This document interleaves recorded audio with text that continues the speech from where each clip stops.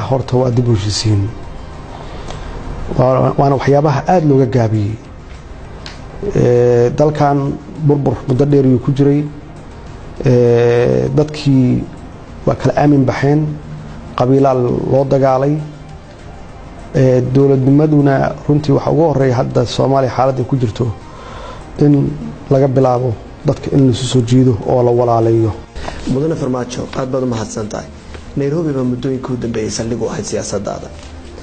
waxa la sheegay inta halkaas ku sugnayd inaad kulanteen mas'uuliyiin gudoomiyaha baarlamaanka Soomaaliland Cabdiraxmaan Cirre horkacayo oo ka wada hadasheen arrimo la xiriira midnimada Soomaaliya mudane farmaajo waftiga Cabdiraxmaan Cirre markaa Nairobi ku kulanteen waxa kale ka wada hadasheen waa dad Soomaaliyeed oo runtii niyad wanaagsan runtii doonaya caruurta Soomaaliyeed iyo mustaqbalka Soomaaliyeed inuu la mid noqdo dadka horumaray taasna waxay ku imaanaysaa midnimo aniguna waxaan u sheegay Soomaaliya hadii la rabo caruurteena inay caruuraha adduunka ah ay la tartamaan ama ay la mid noqdaan waa in madaxda Soomaaliya meel kasta ay joogaan inay isu yimaadaan ay mustaqbalka caruurtooda ka hormariyaan siyaasadda wafdigaasi si briefly ah yaan u kulanay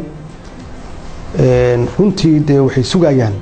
adigoo kale Soomaaliya imika madaxtinimada doorashadii baad u tartamaysaa murashax mucaarada tahay Cabdiraxmaan Cirre kale waa murashax mucaarada Soomaaliland buu ka tartamaya nidaam siyaasadeed miyaa dhigateen oo yaani qorshe siyaasadeed oo ka oduraysan hadii labadiinu baa guuleysataan waxaan u hadalnay si Soomaalnimo ah si walaalnimo ah yaan u hadalnay taaqudeeda miyaan la oran karin ololahaaga qayb ka ahayd in Cabdiraxmaan Cirre iyo waftigiisa xirsiye buubaayo kala hadasho in midnimadii mar kale soo laabato haddee runtii dareenkaas waa wada qabnaa waa tahay mudane maxamed cabdullaahi farmaajo bal waxaad nooga warbixisaa xiriirka adiga beesha caalamka xilligan idinka dhexeeya runtii beesha caalamku Soomaaliya muddo dheer yay kaalmo